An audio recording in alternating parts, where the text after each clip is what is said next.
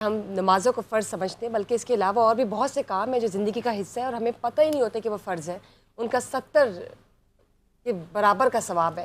قاری صاحب، میں آپ سے یہ پوچھنا چاہوں گی، جس طرح استقبال رمضان کے حوالے سے تیاریاں شروع ہو جاتی ہے، معمول تھا صحابہ کرام کا بھی کہ 6 مہینے پہلے ہی وہ تیاریاں شروع کر دیتے تھے، پورا سال اور ملنے کے بعد بھی تشکر رہتا تھا اس پر۔ آپ بتائیں کہ عام زندگی میں جو گھر پہ عورتیں ہوتی ہیں، ان کو استقبال رمضان کی تیاریاں کس طرح کرنی چاہیے، اور کس طرح سے یہ دیکھنا چاہیے کہ کہیں پہ کوئی اونچ نیچ نہ، کوئی 19-20 کا کوئی جو ہے وہ فرق نہ رہ جائے؟ جیسے علامہ صاحب نے فرمایا کہ حضرت فاطمہ الزہرا سلام اللہ علیہا اب جنتی عورتوں کی سردار قیادت فرمائیں گی، بے شک۔ تو انہی کی سیرت کو پڑھ لیں، جو انہوں نے فرمایا ہے، انہوں نے عمل کیا ہے، اسی کو اپنا لیں۔ میرے خیال سے اس سے اچھی تیاری اور نہیں ہو سکتی۔ کوزے میں دریا کو بند کر دیا، اسوہ فاطمی کے بعد کوئی اور نمونہ نہیں رہتا۔ جی جی، کوئی اور نمونہ، بے شک بے شک۔ اچھا سر، میں چھوٹی سی بات آپ سے اس میں اور پوچھوں آپ کو۔ حضور والا جو بات انہوں نے پوچھی ہے، خاتون ہونے کی رعایت سے پوچھی ہے، آپ نے واقعتاً اتنے بڑے جواب کو یوں بند کر دیا ہے، مگر کیا کیا جائے کہ لوگوں کو اسوہ فاطمی بھول گیا ہے۔ خواتین پتہ نہیں کس نمونے کو اپنے لیے کامل سمجھتی ہیں۔ سر جی، صرف میں چھوٹی سی اس میں بات آپ کو یہ کہوں کہ کیا سارا دن خاتون خانہ کا کام صرف پکانا ریندنا ہی ہے، یا اس کو بھی یہ حق حاصل ہے کہ وہ یکسوئی کے ساتھ الگ وقت نکال کے عبادت کرے؟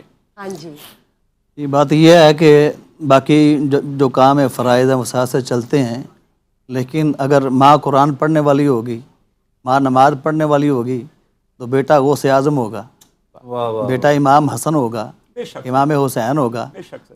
اگر ماں اچھے اعمال کرے گی تو ایٹومیٹکلی وہ بیٹے میں اپنی اولاد میں ٹرانسفر ہو جائیں گے۔ ایبسلیوٹلی سر، بچے جو دیکھتے ہیں، اس لیے آقا علیہ الصلوۃ والسلام نے فرمایا ارے اپنے گھر میں نوافل پڑھا کرو، یا باقی نماز جا کے گھر میں جا کے پڑھو، تاکہ آپ کی اولاد آپ کو دیکھے۔ اور والدہ کیونکہ اس کی گود جو ہے اس میں بچہ پلتا ہے، والدہ اگر قرآن پڑھنے کی عادی ہے، قرآن پڑھتی ہے، تو بچہ پیٹ میں پھر سارے قرآن یاد کر لیتا ہے۔ باقی سن رہے کانوں میں پڑھ رہا ہے پیدائش سے پہلے۔ بالکل ڈاکٹر صاحب، میں یہاں پر نہیں، میں پہلے نہیں، آپ کی بات نہیں میں نے ماننی، اس لیے کہ میں نے آپ سے اپنی باتیں منوانی ہے، کیونکہ حضور والا آپ میرے لیے اس وقت ایک فیض کا چشمہ ہے، اور میں اس چشمے کا ایک گھونٹ بھی ضائع نہیں کرنے دینا چاہتا۔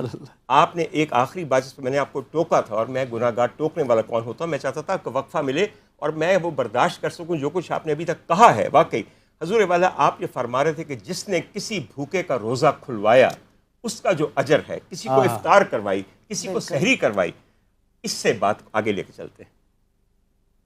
یہ موضوع اپنے اندر ایک پورا سمندر رکھتا ہے، بے شک۔ اور ابھی جو خواتین کے حوالے سے سوال ہوا، اسی کے اندر میں اس سوال کا جواب آپ کو پیش کرتا ہوں۔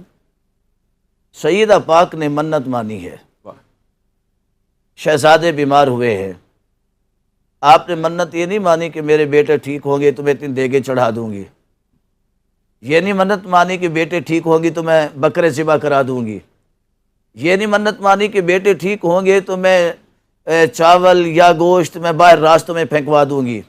منت یہ مانی کہ بچے میرے ٹھیک ہوں گے تو مالک الملک تجھے راضی کرنے کے لیے 3 دن کا روزہ رکھوں گی۔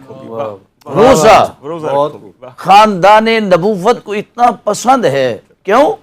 کہ روزے دار کی منہ کی بو جنت کی خوشبو ہے، بالکل کستوری کی خوشبو ہے، جنت کی خوشبو ہے، مشک و عنبر کی خوشبو ہے۔ روزے دار کا سونا عبادت ہے، روزے دار کا جاگنا عبادت ہے، روزے دار کا بیٹھنا عبادت ہے، اس کا کام کرنا عبادت ہے، اس کا بولنا عبادت ہے، اس کا خاموش رہنا عبادت ہے۔ میں تو سمجھتا ہوں حالت روزہ میں سانس لینا بھی عبادت ہے۔ اس کے بعد کیا رہ گیا؟ بالکل سر، میں کیا کہنے، خاندان نبوت کا ذکر ہوا، میرے سرکار کا ذکر ہوا، میری آقا زادی کا ذکر ہوا،